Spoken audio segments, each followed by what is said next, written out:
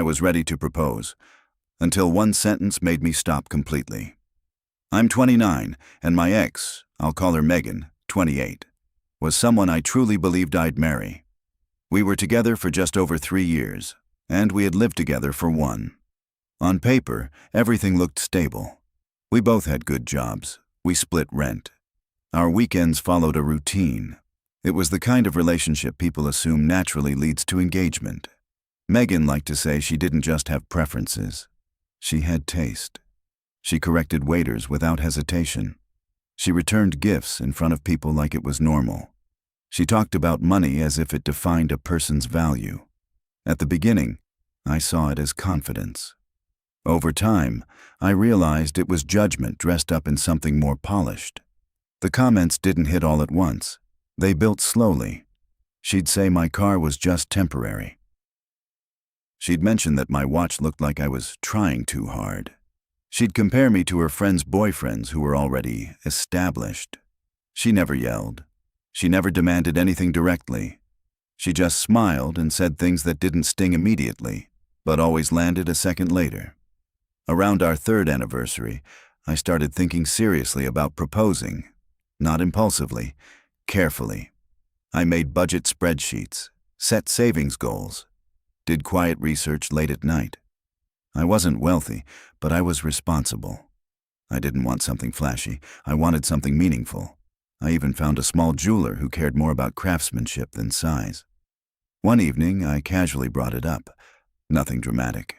Just a sometime soon type of conversation while we were sitting on the couch. She laughed, not harshly. Worse, like it was amusing. "Don't," she said, still looking at her phone. "Don't what?" I asked. "Don't propose." Then she looked at me. "My friends would mock the ring you could afford." I waited. I expected her to soften it, to add something like, "But I don't care." She didn't. That was the moment I understood something important had shifted, and I hadn't agreed to it. I didn't argue that night. That surprised her. She kept scrolling, clearly expecting me to push back or joke or promise I'd somehow improve. When I didn't, she gave me that irritated look she used when I didn't react the way she wanted. "You're quiet," she said. "I'm just being realistic." "I know," I replied. That response bothered her more than if I'd gotten defensive. Over the next few weeks, the topic kept coming up, but never directly. Always indirectly. We'd go out with her friends, and I'd hear it in the tone of conversations. Comments about investment pieces, about standards, about how one friend's fiancé did it right, with a ring that photographed well. Megan would laugh just a little too loudly, then glance at me to see if I caught it. I always did. She started sending me screenshots, influencers showing off engagement rings, articles about what a ring says about your worth. Once, she forwarded a post with the caption, "This is the minimum." I asked her carefully, "Does the ring matter more than the marriage?" She scoffed. "Why do men always say that? It's not either or. It's about effort." Apparently, effort had a price attached. A few months later, she asked if I was still thinking about proposing. "I am," I said. "Good," she replied. "Just don't embarrass me." That sentence stayed with me longer than anything else. I kept saving anyway. Not aggressively, just steadily. But something changed inside me. Every time I looked at rings, I heard her voice. Not excitement, not anticipation, just judgment waiting for me on the other side. I realized I wasn't imagining the proposal anymore. I was imagining the reaction. Then came the night she said it clearly. We were at a friend's engagement party. It was a big, flashy event. There was a champagne tower, a photographer everywhere. Megan leaned over during the speeches and whispered, "See? This is how it's supposed to look." Later, in the car, she sighed. "Honestly, I'd rather wait than end up with something sad." "What do you mean?" I asked. She rolled her eyes. "You know, a placeholder ring." Placeholder, like I was temporary too.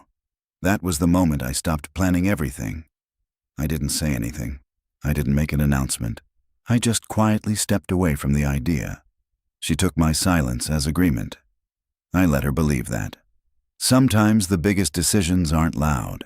They're quiet and final. Once I stopped planning the proposal, something unexpected happened.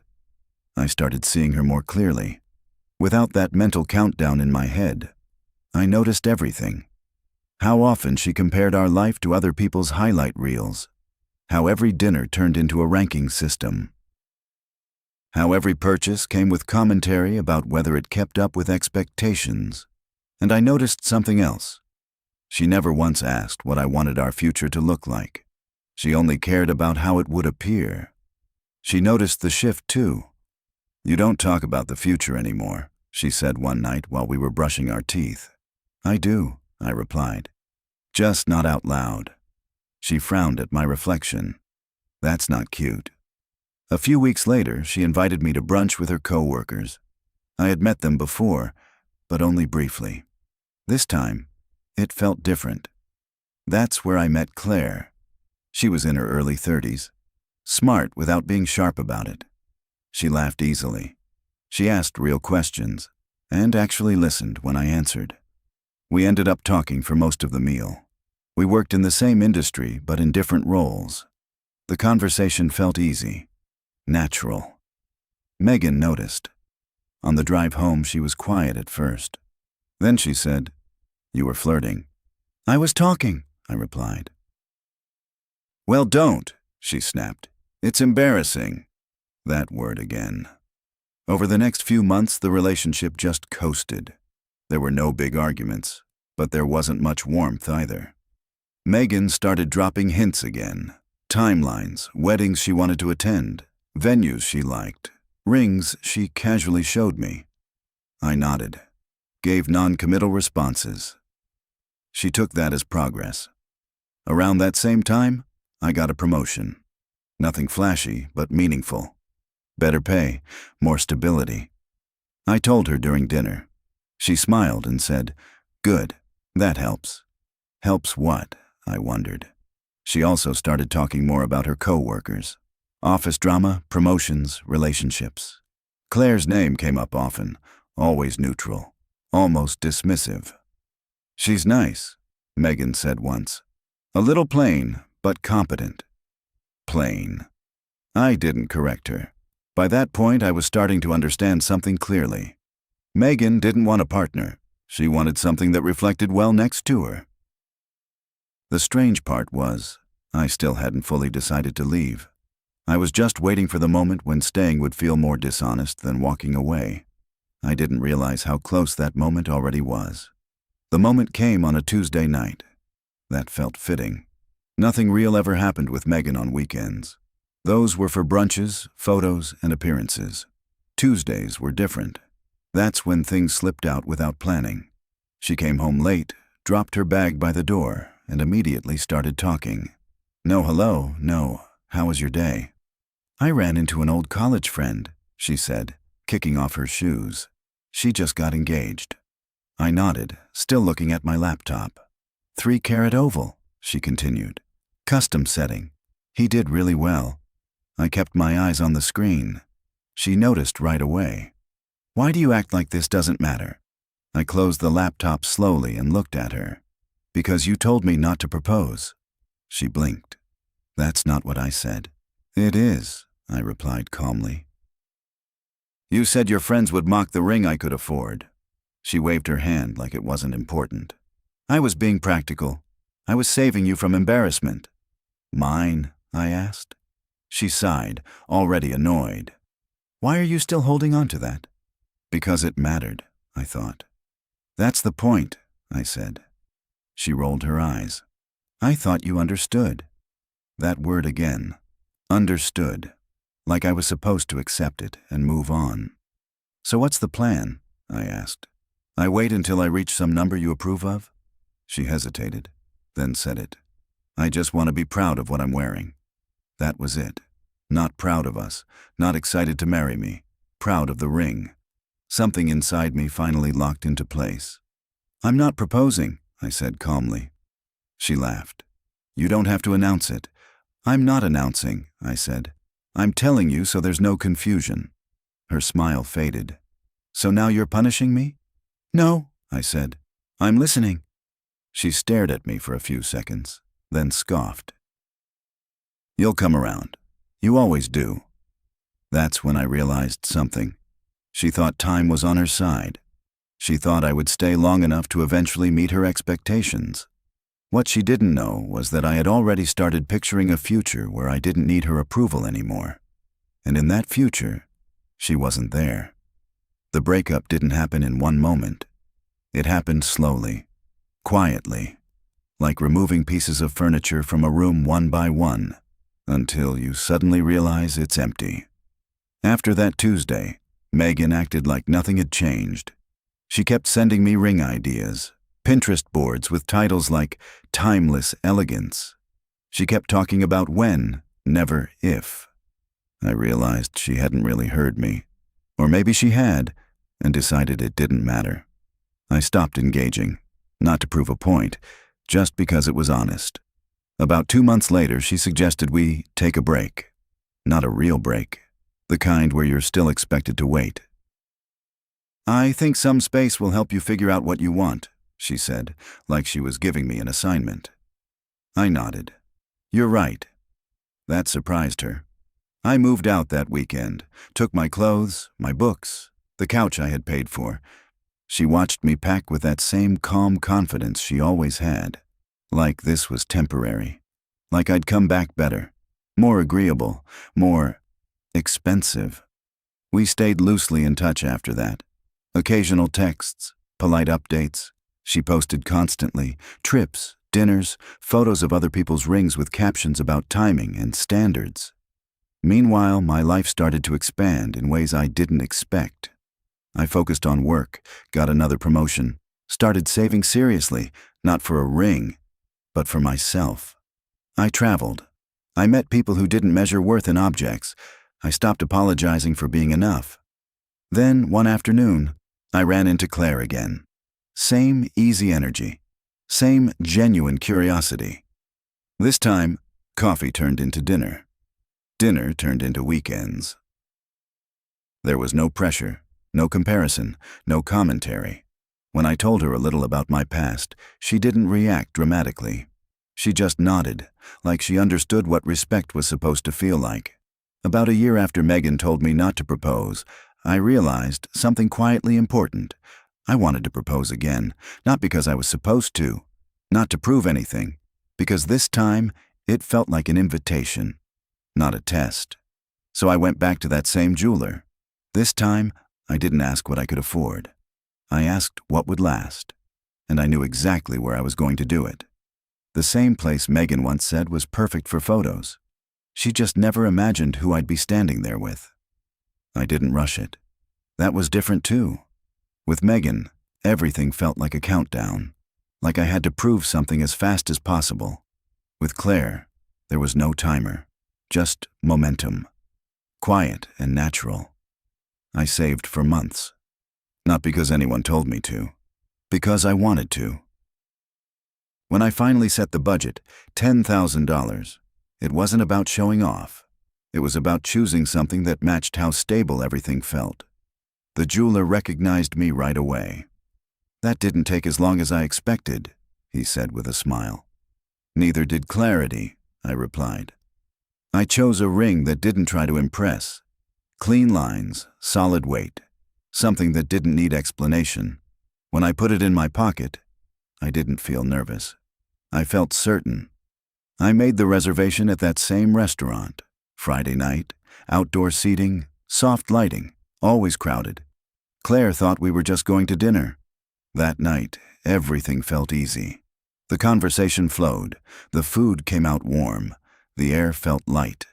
When I stood up and took the ring out, there was no speech in my head, just presence. She said yes before I even finished asking. People at nearby tables started clapping. Someone cheered. A server smiled. And then I saw her, 3 tables away. Megan. She was sitting with 2 of her friends, mid-conversation, glass of wine in her hand. Then she looked up. She saw me. She saw the ring. She saw Claire covering her mouth in shock. She saw the moment she once told me not to create. The color drained from her face.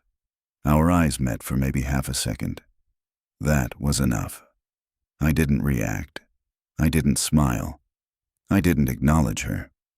I turned back to my fiancée, and in that moment, I understood something clearly. There is nothing more powerful than choosing someone who never made you feel like you had to earn the right to be loved. I didn't tell Claire that Megan was there. Not that night. Not on purpose. That moment didn't belong to anyone else, and I wasn't going to let something from the past step into something that finally felt clean. But Megan noticed me. I know she did. My phone buzzed before dessert even arrived. A message from a number I didn't have saved anymore, but I didn't need the name to recognize it. "Is that you?" I didn't respond. Claire was still glowing. She kept turning her hand under the light, looking at the ring like it wasn't real yet. She laughed for no reason. She asked me for the 5th time if this was actually happening. Watching her felt steady, like standing on solid ground after years of shifting sand. When we left the restaurant, I could feel eyes on my back. I didn't turn around. The next morning, the messages started coming in. First, curiosity. "I didn't know you were seeing someone seriously." Then disbelief. "That ring looked expensive." Then confusion. "I thought you said you weren't ready." That one almost made me laugh. By the afternoon, the tone changed again. "So that's it? After everything, you really did it there? Of all places?" Still, I didn't reply. Later that night, Claire noticed something was off. Not because I was distant, but because I was quieter than usual. "Old history?" she asked gently. I nodded. "Yeah, but it's done." She didn't push. She didn't ask for details. She just squeezed my hand and said, "I'm really glad you chose me." That sentence hit deeper than she probably realized. With Megan, everything had always felt conditional. With Claire, it felt mutual. The next day, Megan called. I didn't answer. She left a voicemail, long, calm, controlled. She talked about timing, about growth, about how she never said no forever. She said she thought I understood the pressure she was under. Pressure from who? She never explained. Then she said something that stuck with me. "I didn't think you'd actually give that ring to someone else." That told me everything. She never wanted later. She wanted me to wait, indefinitely. And seeing me choose someone else, choose happiness, broke that illusion completely. For the first time, I didn't feel angry at her. I just felt distance. The kind you feel when something no longer has access to you. But she wasn't done. 3 days after the proposal, she showed up at my office. Not emotional, not dramatic. Composed, put together. Dressed like she always did when she wanted to be taken seriously. The receptionist called me. "There's someone here asking for you." "Megan?" I sighed. "Yeah, I know her." I met her in the lobby. She smiled when she saw me, like we were just acquaintances running into each other. "Wow," she said, glancing at my hand immediately. "So it's real?" "It is," I replied. She nodded slowly. "I just want to talk, not fight, not make a scene." We stepped outside. She crossed her arms. Same posture as always. "I don't understand how you went from not ready to this," she said. "I didn't go from not ready," I replied. "I went from not respected." She let out a short laugh. "Come on. You know I was pushing you because I believed in your potential." "That's not belief," I said. "That's pressure." Her smile faded. "So now, I'm the villain?" "No," I answered. "You're just not my partner." That hit her harder than anything else. I could see it. She took a small step back. "I never said I wouldn't say yes," she said quickly. "I just wanted it done right." "I know," I replied. "That's the problem." She scoffed. "So now you spend $10,000 on a ring for someone who barely knows you." I smiled slightly. "She knows me well enough not to measure me by it." That's when her voice cracked. "You did this to hurt me." No, I said calmly. I did this because I'm finally loved without conditions. She stared at me for a long moment, then shook her head. You'll regret it. Maybe she believed that. But as I walked back inside, my phone buzzed. A message from Claire, a photo of her hand, the ring catching sunlight perfectly. I didn't feel regret.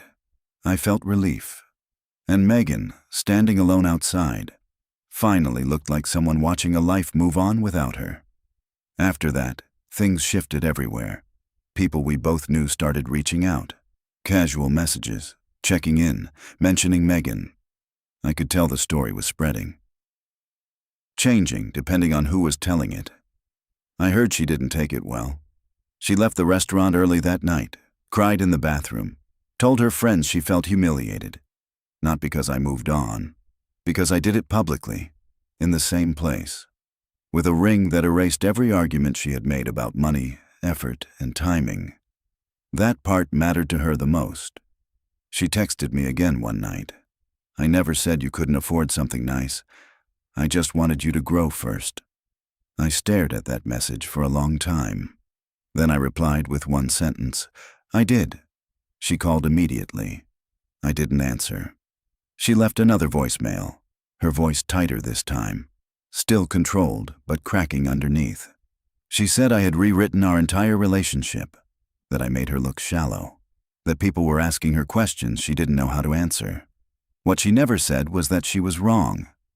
Claire noticed the noise around us, but she didn't get involved. She didn't check Megan's social media. She didn't ask for details.